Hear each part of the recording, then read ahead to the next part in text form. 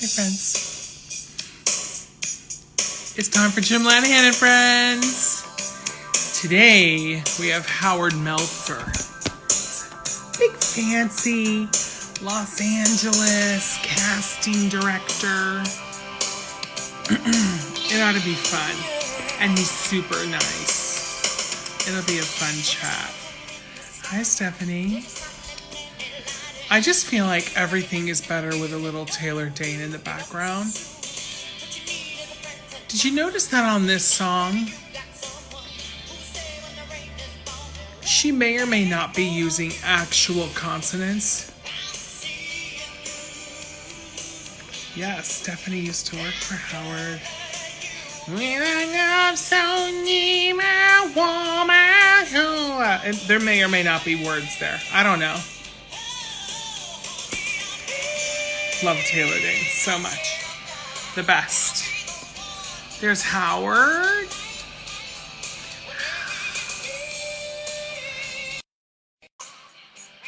Let's see if he loves Taylor Dane as much as I do.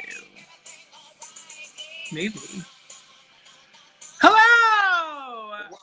Well, hello. How are you? Thank you. I'm doing okay. How are you? Okay. I'm a little under the weather today, but you know, I'm in the like fake it till you make it part of my day, so... Okay. Listen, the first question's unplanned, but how do you feel about Taylor Dane? Brings back really good memories. I know, right? I feel like Brings back... Taylor was at her peak when Jim Lanahan was at her peak. Do you know what I'm saying? I was going to say that. I hear Taylor Dane. I think of I can't remember where I was, but I feel like it's like my 20s. It was with my friends. Yep. I feel, because I'm from New York, I feel like I was like probably driving back from Jones Beach or something like that. But that's what I'm feeling. Well, you know, so I was just looking here on the YouTube. That song, I'll Be Your Shelter, came out in 1993. So I was in college in 93. I wasn't. I was done. Done for a while. My head's getting chopped off. I'm just checking you. Oh my gosh. Oh. Well, I love Taylor though. It's like my dirty little secret. I love Taylor Dane. And it's like, you know, it's like if I said to you, I love Wilson Phillips, the people would be like, come on. I'm like, no, really. I love Taylor Dane. I also love Wilson Phillips. I love Carney. What's not to love? But Taylor Dane, she's like my dirty little secret. When are they going to be on? Are they all going to be on the show? When should I tune in? Well, I do actually have a connection to Taylor. So, and there was a moment where, you know, this is going to become a, if you will, traditional style podcast. And there was a moment where I was like, I wonder if I could ask Taylor to use one of her songs as like the intro song. But TBD. Why not? Anyway, thanks so much for joining me today. And thank you for inviting me. This is your official welcome to Jim Lanahan and Friends. Well, people go wild with that. Look at that. So, Jim Lanahan and Friends is the same 10 questions. There's no right answers. There's no wrong answers. And usually are there really no wrong answers? Well, as I always say, I will be judging you silently behind the smile. Well, you see, I just want to know I just need to know what I'm getting myself into. And you told me, so thank you. I know a bit about you already, so I have faith. I have faith in you. I think we're going to have a good time. Usually it'll just evolve into some ridiculous conversation. So we'll just see where this goes, all right? Question number one. Okay. What is your name? Where did you grow up? Where do you live now? My name is Howard Meltzer. I am from New York. I grew up in Flushing, Queens, lived in Manhattan for a very long time, and then moved to Los Angeles. And currently I live in West Hollywood, California. I love that. I know Flushing well. Were you the 7 train? No, you don't. How do you know Flushing well?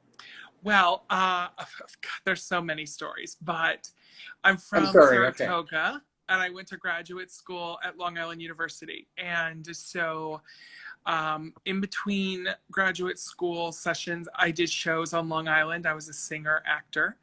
And I met this incredible friend named Susan. I always tell her she's the queen of Flushing. Her father is the rabbi at the Flushing Free Synagogue. Free Synagogue of Flushing, yeah. Yeah, Rabbi Agan. And so the big joke is, and she's the most, and she'll say this, these are her words, because as a non-Jew, I feel guilty, but she will say this. She's the most Jewy of the Jews. She's a cantor. She sings at every service. You have a question about what's appropriate. She's got the answer. On Friday, she still sings on Facebook, and it's so comforting. It's really comforting, so. Oh, that's nice. Yeah. And Bell Boulevard, that was our jam. We would go out and have dinner and drinks on Bell Boulevard. So Flushing's my jam, in a way. Question number 2. Describe yourself in 5 words or less. In 5 words or less. Opinionated. Kind. Sarcastic. New Yorker. 5. There you go. Former New Yorker. You got 6. Which one of those words, which tended to be traits and a location, have made you most successful over the years? What do you rely on the most? The sarcasm, the opinionated? Definitely opinionated. I'm a casting director. That's what I do for a living. Mm-hmm. So I have opinions all day. I love that. Do people listen to your opinions? If they're smart. If they're smart. It all depends on who you're working for in the relationship that I have with my producers or the network. Yeah. For the most part, people do listen. It takes a while to get people to come around, but people normally do listen. My background is theatrical, and I can't tell you how many rooms I've been in where the producer is just telling the casting director, I know you brought me 30 women to read, but it's just not right. Go find me more. So I've often been in that, situation where the casting director's like, I gave you everything you asked for. What are you talking about? The producer's like, it's still not right. So in those moments, I assume being opinionated really kind of helps you posit your position. It is. Well, you can't just tell it's all subjective. Casting is totally subjective. You can't just tell someone that they're wrong. You just have to guide them through the process to make the right decisions. But I definitely have an opinion. How smart. Guide them through the process. Because sometimes directors and producers think that they rule the world, right? So for those of us that are not in the business, that's such a smart thing you just said. Oh, Jim, the job of every successful casting director is making your producers and your directors and your network feel like it was their idea. So they feel this epiphany, that's it. So you just guide them and they will take ownership for it.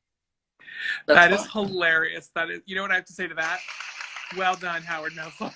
It's so good because all too often, this could be an hour and a half chat, but I'll just say this. All too often, I see the casting director take the back seat, and I always I'm really a general manager, so I'm usually in the room watching it go down, and I'm always like, oh, assert for yourself, go, because usually I agree, the casting director knows not only in live theater, they know the thoroughbreds. So you're not only picking the person that's right for the role, but you're picking the person who can do 8 shows a week, isn't going to call out, she doesn't get sick. All the things, So I'm always on the casting director side. You have a good, either you know someone's history or you have an instinct. So I love it. I love it. That's so brilliant. So the next question is, if you weren't a casting director, what would you be doing today? Jim, no one's really been working for 16 weeks. So what would I be doing? I'd be sitting here chatting with Jim Lanahan. You mean in a normal pre-pandemic world, what would I want to do if I wasn't casting? I would love to work at Kiehls. I love skincare.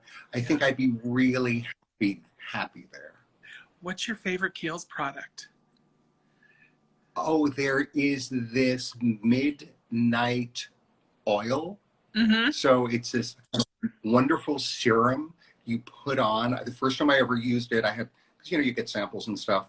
And I went to Vegas maybe 3 or 4 years ago for my annual weekend with my friend Corey. And you go out and they're like, no, if you use this, you will feel renewed. It actually worked because on like 4.5 hours of sleep, had a glow, and then I just kept using it since then. So that is my product placement for Kiehls. Yeah, I've used it and it's fantastic. I'm also a big fan of the facial fuel with the SPF in it. Amazing. Yep. Non-sticky. And I work in front of a big window all day. I get a lot of sun. So every morning I put it on and it's done me right. So yeah, Kiehls is the best. Well, look, you have a glow. Well, thank you. There's also a self-tan working right now, Howard, but thanks for noticing. Let me also tell you this, though. I would appreciate it if Kiehls could take down the chapstick price from $9. I love my Kiehls, but that just seems crazy to me. Oh, have you tried their butter stick? No. You have to. Okay, so you're going to love it because it's $24. It is amazing. Yeah. Is it like a big, thick kind of a... Oh, okay. Oh, show and tell. Okay. So here is the butter stick lip treatment. Wow. So it is wonderful. Yeah. And it doesn't have a tint or anything, but it really makes your lips moist and full. So I highly recommend that. I love it. Okay. So, by the way, but you're going to be depressed that it's $24. You're practicing for when you work there. You're like, you know what I would recommend for you? Well, Jim, you always have to have a backup plan. You always have to have a backup plan. And don't I look like I'm having fun? Because so that's what I would do. Sorry. Yeah, good for you. I love it. I love it. And your backup plan should also be something you love. You know, like you obviously love casting, but your plan B should also be something you love as much. So Kiehls is a great one for you. The next question is, past or present, who would be surprised to learn that you had a crush on them? Past or present? Well, present would be my boyfriend, and he's aware that I have a crush on him. So that is perfect. Past, is it someone like, can we do someone famous or something like that? Yeah. So Ronan Farrow. Ronan Farrow, smart. I love a smart twink. Highly intelligent. And you just know that he's going to have a lot of stories. Like you could just keep pouring the wine. I don't think it would ever be boring. Yeah. Okay. So let me ask you, who do you think is his biological dad?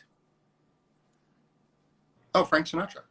Do you think so? Because, you know, they still deny it. Look at the eyes. I'm not the first person who's ever said that. I think everything, the eyes, the structure of the cheeks, everything about it, the hair. Yeah, I agree. Now, listen, a little birdie tells me that you might have a crush on somebody named Sean McDermott. Oh my gosh. Yes. That was a deep, dark secret that I know who the birdie is.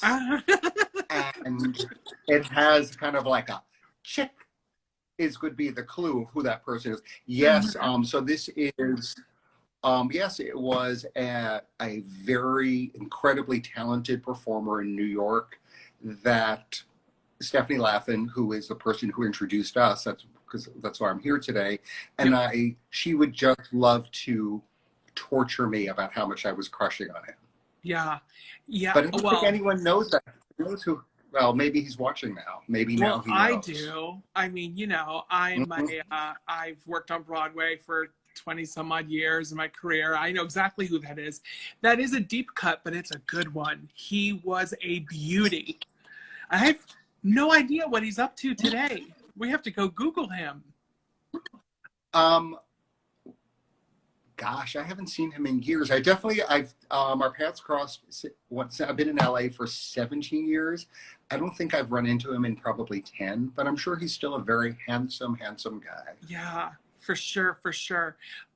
Well, executive producer Stephanie Laffin is always lurking in the background. So, Steph, if you want to text me a picture of Sean, we will give a glimpse before we finish the show. But I Yeah, love the it. audience needs to know. By the way, there's so many from that time period, though. They were all beautiful. Sean McDermott was gorgeous. Stephanie says she's on it, by the way. Okay. uh, there was a certain kind of actor in New York. They were typically like straight guys. They were like Patrick Wilson was on the scene back in the day, and like who played Joe Hardy in the Jerry Lewis Damn Yankees? Oh, he's so pretty and he's so straight. I know it's on the tip of your I'm tongue. blanking. I know, but you Well, can no, see well, it, right? Will Swenson had come on the scene. Like, that was when they all yeah. started. Yeah. Mm-hmm. All righty. The Except next Patrick question. Wilson. Yeah. Go ahead, Patrick Howard. Wilson isn't really dark. I don't think of Patrick Wilson as being dark. No. Yeah, Okay. no, I wouldn't say so. Sean McDermott, though. Yummy. Okay, next question. For what reason might you find yourself on the cover of a tabloid magazine?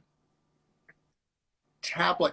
Am I allowed to choose the tabloid magazine? I love it, yes. Can we do the New York Post. I keep going back to my roots. I would definitely say the New York Post. That would be fun. I don't know what it would be for, but if anyone wants to find the dirt, Stephanie Laffin knows where all the bodies are buried. That's amazing. By the way, she's saying that Joe Hardy was originated by Jared Emick on Broadway, and that's right. Yeah. Where's Jared Emmett? Yeah. Oh, Jared. I actually know what he's up to. He's married and has kids, and he teaches theater, and he auditions every now and then. That's so funny. So, what brought you in from New York? Was it the casting opportunities to get into TV on this coast? Is that what brought you over to LA? Pretty much so. I was working in the same Stephanie's ears. Does the audience know Stephanie Laffin as the reference? Because she keeps getting name dropped here. Yeah. So Stephanie Laffin and I worked in the same casting office in New York. I know, yeah, I know that, but I mean like a visual reference. So I worked in the same casting office from the time I was out of college. I needed to do something else. I had decided I wanted to move to LA to work in television. So that is the shortest version of that story is I came to LA to cast TV. And I've been doing it.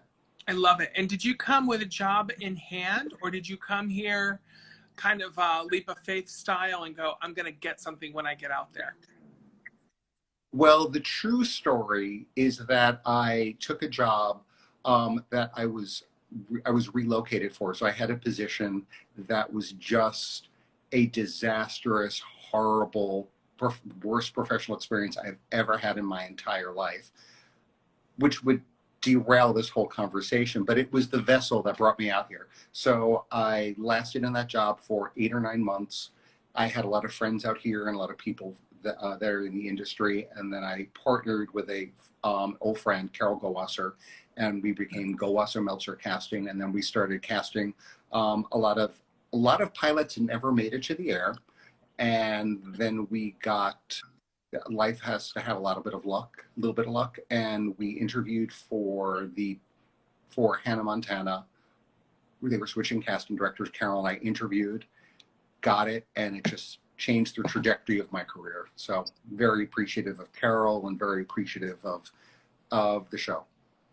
I mean that sincerely. I'm not absolutely.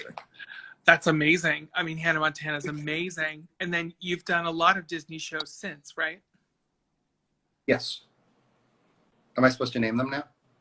Oh, you can talk about whatever you want to talk about. No. Oh no, yeah.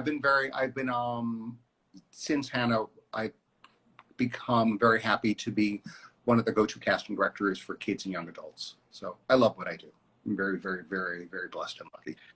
So, assuming that there are people here who are interested in the business, how would you say, and I always think this question is especially interesting for young people who are not yet of age, what's the best way to kind of like break into it and get on a casting agent's radar? So may I just give a little definition there? So there are talent agents, and then there are casting directors. So I'm a casting director. I think I don't see any necessity for any kid to have to work professionally. I think that if someone wants to be a performer, they can do school shows. They can go do shows in summer camp. They could do shows at their synagogue or church. There's no reason to do it as a full-time job because you're only going to have one chance to be a kid. Mm-hmm. You can go to college, get out of school, and then decide if that's your vocation. But there are some kids that are extraordinarily talented and are ready, and they should. I'm trying to think. How do they get on my radar? If we're in LA, there are a lot of casting directors and talent agents that do go see school shows and scout and see if someone really is ready to be a performer and be on TV. Yeah. I've done a lot of shows with kids. Most recently in my Broadway career, I did School of Rock, 17 kids. And, some of those kids are extraordinary 7 years old going on 30. And some of those kids were kids. And it was so interesting to see how the interplay of the kids with their parents. As the general manager, I got to see how the agents interacted with the clients. Some of the agents were very much motherly. Other agents were like hands off. And the moms had to do it themselves, Some kids had gone through so much training that they were like, almost like little work robots. Boom, boom, boom, boom, boom. Some kids were just, so it's so, I don't think people often say to me, like, where did you find the kids for that show? I want to get my kid into the business. I don't think there's any one path either. There's no surefire formula. Would you agree on the TV side? No, there's no surefire formula. And kids, everyone, we all change and we grow, and kids grow and change very quickly. So it could be, and there's, as any actor who's been a veteran actor, who's been in the career, who's had a career, they know there are peaks and valleys, and there are times that they're working a lot and times that they're not working a lot. It's a very hard thing to explain that to a 9-year-old. That, when you're 12, then it's going to click for you. I just think kids should be enjoying, if they enjoy performing, it shouldn't make a difference where they're performing. And I mean that sincerely. They should, if you want to do a show in school if you really love performing. You don't need to be on TV. I hear you. And by the way, good advice for everybody, child actor or not. If you really love it, go do it. Yeah. Yeah, I agree. Next question. Yes. So if you're at a really nice restaurant and you're like, today I'm having chicken. Is it the white meat or is it the dark meat? It depends. Where am I having it? Depends on where you're having your chicken. Sometimes, I definitely would say I love white meat, but sometimes it's just a little dry and you want something a little dark and moist. Uh-huh. By the way, I love it. Did I answer the question? Having my chicken. It's so funny. Mm-hmm. That's really funny. I agree. I mean, sometimes, like today, I would want a breast today. Like I would want to keep it clean and simple. But if I'm having a weekend and I'm having like maybe a delicious whiskey drink or a brandy drink, I'm going dark meat. You can't stop me. Go for it. You know. Question number 9. What is your favorite text or your favorite curse word? Fuck. Oh, when's the last time you said fuck? Just now. Today, I don't think I've had the reason or the opportunity to need to curse, to use it as a verb. No, it's been a very easy day. But other times I could be sounding like I have Tourette's. Yeah. So all depends on the day. How have you been filling your time during the pandemic? And is it starting to come back for you a little bit? I've been like most other people, a majority of people in our business have not been working for 14 weeks. The phone's starting to ring. Emails are starting to come. One of the series that I had worked on early this year looks like it's going to be returning sometime this summer, which is very exciting. So I'm looking forward to have everyone going back to work. And how have I been keeping myself busy? I could kill a day like no one else. You find a lot of time. I turn the TV off. Like I'll watch TV for a half hour. I will love going to the supermarket. This is so boring how I could fill my day, but I can do it. No, I hear you. I can go to a Walgreens and spend 3 hours. Mm-hmm. It's like my favorite place. I love it. It's if anyone, my new thing, what I've learned on during this pandemic is Sprouts. Sprouts is easy to shop in. It's not especially pricey. The one in West Hollywood is usually no line to get in. And that's what my life is. Looking forward to going to Sprouts when there's no line. For people on the other coast, explain what Sprouts is. Sprouts is, I think it's called Sprouts Farmers Market. It's sort of like a Trader Joe adjacent. How does that sound? Yeah, that feels right. Yeah. Healthy, non-brand. Like they have mostly their own label. And it's way less expensive than Whole Foods. Mm-hmm. Sure is. Yeah. And Jim, if you go there, you have to check out the rotisserie chicken. It is phenomenal. You will enjoy the breasts. You will enjoy a thigh. You're welcome. By the way, nice loop around. I enjoyed that, Howard. But yeah, I love a rotisserie chicken. I love when it comes in like a little baggie. You know what I mean? It feels self-contained. Yep. I love that. Oh yeah, with a little handle, you could just carry it around proudly like your lunchbox. I do. I love it. I love it. Question 10. Yeah. Who received the last text you sent, and what did it say? The last text I sent was to Hilda Laffin, Stephanie Laffin's mom, who is watching right now. And a few minutes before 6, she sent me a text with her Bitmoji of Hilda and saying that she knew I was going to be on today and she was going to be watching. So, and I text her back. I love the Hilda Laffin. Well, you know who loves a rotisserie chicken? Does Hilda love a rotisserie chicken? She loves it. I didn't know that. Who knew? I didn't know. Hilarious. I love it. I love it. Okay, so we do have a bonus question, but before we get to the bonus, I do have a special guest for you. Okay. Ladies and gentlemen. Is it Sean McDermott? Sean McDermott. There he is. Look, Sean McDermott looks amazing. He looks fantastic. Yeah. How did you have it handy? Well, I have an amazing producer who hooks it up. Mm-hmm. So that's so funny. Yep, there's Sean. I love it.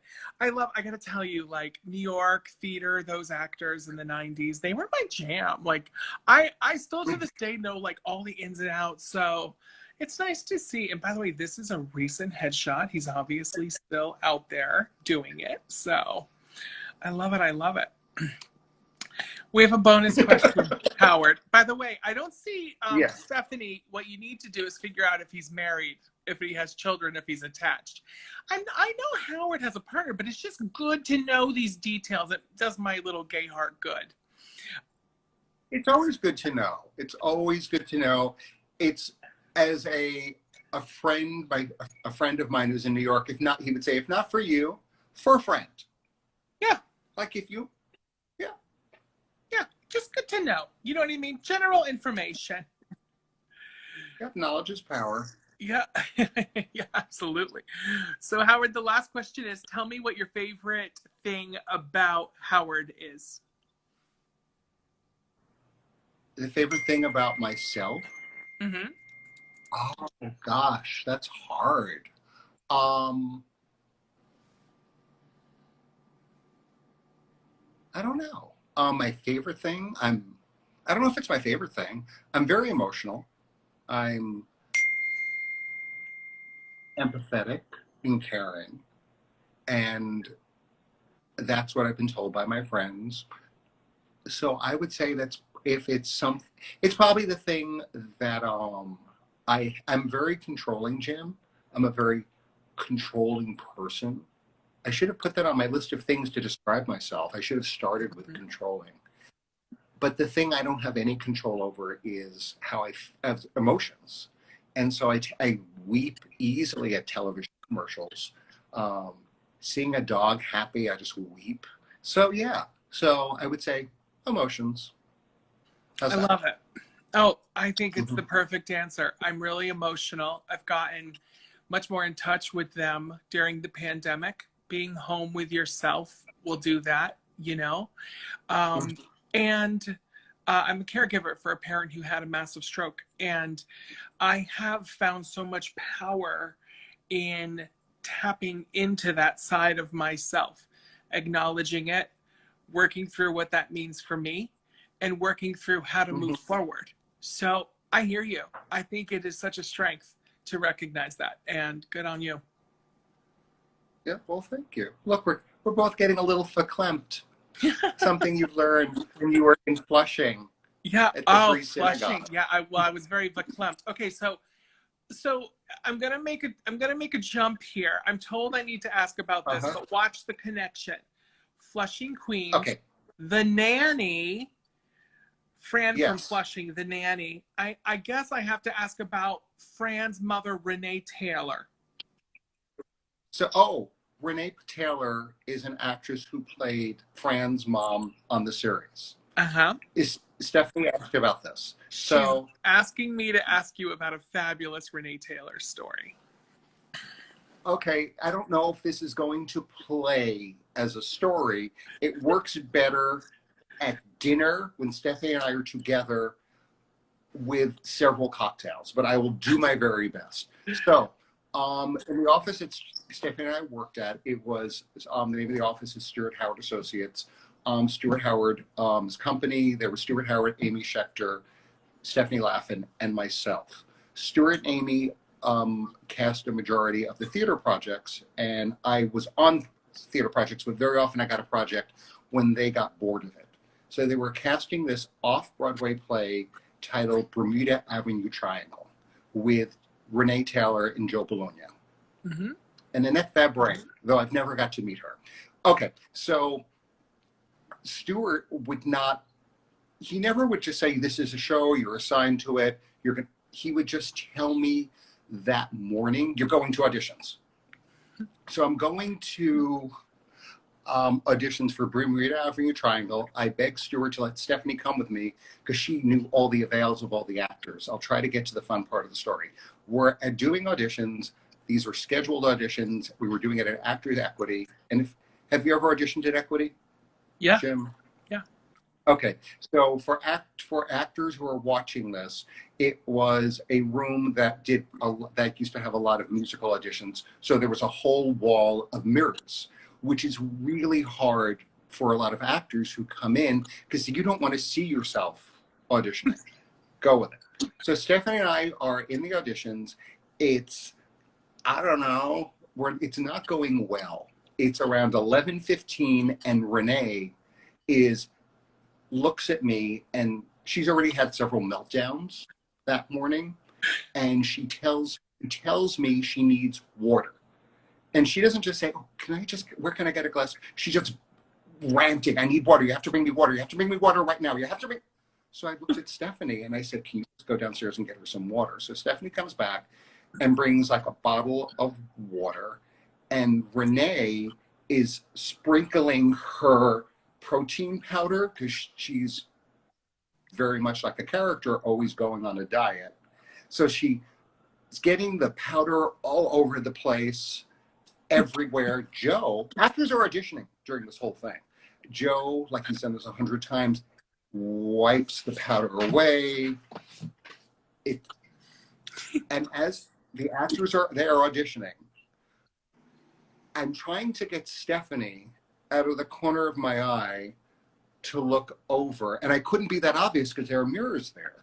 So I'm like motioning to Stephanie to look, and she sees Renee looking at her hand. No. Licking her hands of protein powder because there was just a little bit of food left. And then she had this cocktail ring on, and then just Oh. and that is the story. It works better with 2 cocktails. Oh my gosh. I would, Renee, go wash your hands. Just go wash your hands. Yeah. And now when you do see Stephanie, ask Stephanie. No, I'll do this privately, Jim. There are many stories. That's the only one I'm going to tell out of school today. Oh my gosh, that's so good.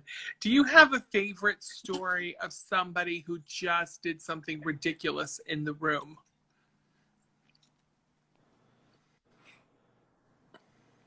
Yes, many times. Many times in the same morning. Okay. There is a lot of stress to auditioning. Actors are so incredibly brave to keep coming in a room, putting themselves out there and being vulnerable. Yeah. And I could never do that. I don't like having to interview for a job, let alone have to perform. Okay. Very often, and I'm pretty sure Stephanie was working with me, I used to cast a lot of commercials, and more than one time a little girl peed in our casting office on the carpet. Oh. And it happened so many times that I could start spotting the look on their face with this kind of like, so that was very tragic. And very sad. Ask the question again. I'll try to find something funny for you. Well, no, that's a good one. That's a really good one. I think the last thing I should ask you about is I'm being told to ask about, quote, the Patti LuPone incident. Oh, there's a secondhand story. I wasn't there. But I think if Stephanie's asking me to tell the story, there was, we had a college intern who was in our office, and he was a very, I don't know, let's call him, he wasn't like Eve Harrington in a backstabbing kind of way. He was just very ambitious. And he wrote a letter, I believe, to Nathan Lane, and I believe is when Nathan Lane was in Forum.